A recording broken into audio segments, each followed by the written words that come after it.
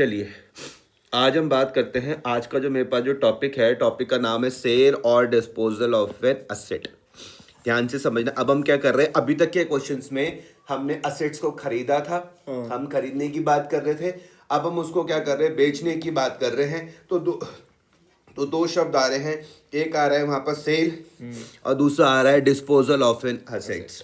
तो लिखा हुआ एन असेट में be sold before it is fully depreciated. हो सकता है कि जब तक उसकी वैल्यू बिल्कुल जीरो ना हो जाए उससे पहले हमने उसको क्या कर दिया भैया, बेच दिया। फिर वो बोले depreciation on asset sold is charge from the beginning of the year up to the date of the sale. Important है, ध्यान से समझना। क्या बोल रहे कि भैया कहाँ से कहाँ तक का डिप्रिसिएशन चार्ज करना है, जब से तुम्हारी किताबें स्टार्ट हो रही है। सपोज करते हैं अप्रैल से, आपने मान लो दिसंबर में बेच दिया, दिसंबर 31 को, तो आप अप्रैल से लेकर दिसंबर 31 तक का काउंट करोगे। अप्रैल, मई, जून, जुलाई, अगस्त, सितंबर, अक्टूबर, नवंबर, दिसंबर, कितने महीने? 9 महीने। क्लियर हुआ? तो कौन कौन सी date depreciation on asset sold is charge from the beginning of the year. ये साल की बिगिनिंग है, कहाँ से लेके एंड तक। क्लियर हो रहा है? फिर वो लिखते हैं sale proceeds and the written down or book value of the assets may not be the same. ऐसा हो सकता है कि भैया जो बुक वैल्यू है, ध्यान से समझना।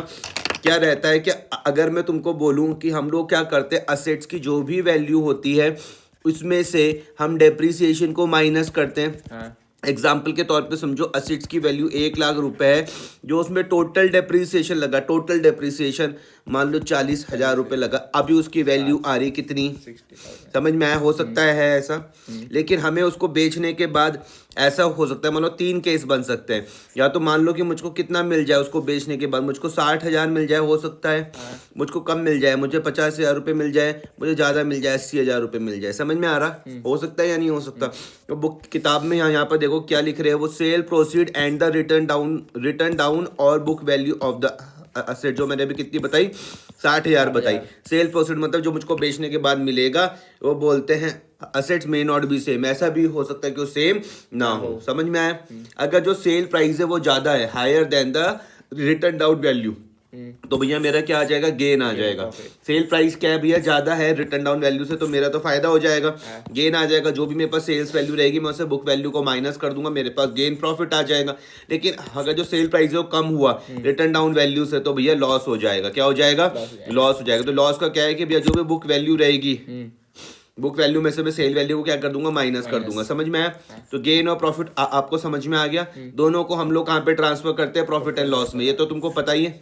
गेन और प्रॉफिट दोनों कहाँ जाते हैं? प्रॉफिट एंड लॉस में। समझ में यार? इमेजिन करके देखो, आप जरा उस चैप्टर पे पहुंच जाओ, फाइनल अकाउंट वाले चैप्टर पे पहुंच जाओ। वहां पे आते थे ना loss on sale of machinery, आता था, तो हम उसको प्रॉफिट एंड लॉस के कहाँ लिखते थे?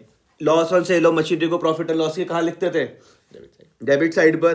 Gain on sale of machinery कहाँ लिखते थे? क्रेडिट साइड पर। तो ये वही है।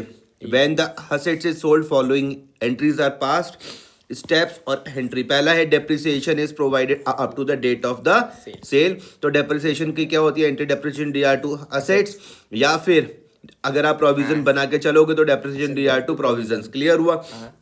फिर है provision for depreciation relating to the asset sold is transfer to the assets account. जब हम बेचते हैं तो एक और एंट्री हम करते हैं, क्या करते हैं हम? Provision for depreciation D R to assets, provision for depreciation D R to assets. और जब हम लोग क्या करते हैं, जब हम सेल की करेंगे तो हम बोलेंगे कैश या bank D R to asset. समझ में आ गया? ए प्लस का रूल लग रहा है यहाँ पर, और यहाँ पर ए माइनस का रूल लग रहा है। ठीक है? कैश या बैंक में मैंने काय का रूल लगाया? ए प्लस का। जो पार्टी रहेगी वो मेरे पास क्या बन जाएगी? असेट्स पे बन जाएगी। तो अगर मुझको गेन हुआ तो गेन भैया कहाँ पर आता है? पता है? एन प्लस का रूल लगता है। क्लियर हो रहा? मुझको लॉस हुआ, मुझको अगर लॉस हुआ तो एन माइनस का रूल लगता है। समझ में आया? तो ये दिक्कत तो नहीं है। Loss on sale of assets, book value और सेल प्रोसीड। समझ में आ गया? गेन प्रॉफिट ऑन अस, ये क्या है? Loss on sale of asset D R to asset होगा, असेट। ठीक है? गेन और profit on sale of assets is transfer to the credit of the profit and loss. While अगर loss हुआ तो कहाँ पे ट्रांसफर होगा? डेबिट में ट्रांसफर हो जाएगा। ठीक है? Continue illustration number 3 given in the page 15.10 suppose a machine is sold on a 30 June 2024 illustration number 3 को फिर से करना। ठीक है। आगे उसके देखो क्या लिखा हुआ है कि आपने मशीनरी को बेच दिया, कब बेच दिया? 30 जून 2024 को 95,000 रुपीज का, और जो डेप्रिसिएशन था 3 महीने का वो कितना है? 375G0। ठीक है, ये 3/12 समझ रहे हो? 12 तो पूरे साल भर का हो गया, 3/12 इसलिए क्योंकि 3 महीने की बात हो रही है।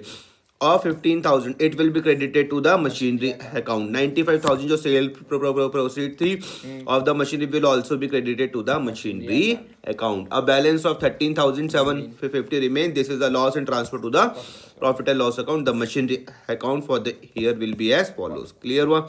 ये देखो, ये हमने बनाया मशीनरी अकाउंट। आपके यहाँ से देखो जो मशीनरी की, जो यहाँ पे देखना ध्यान से, एंट्री क्या बन जाएगी? सबसे पहले जर्नल समझ लो। यहाँ पे सुनो, जब तुमको एंट्री देखो यहाँ पर, इधर बैंक अकाउंट डेबिट, अगर लॉस हुआ तो loss on sale of machine account debit to machine account. समझ में आया?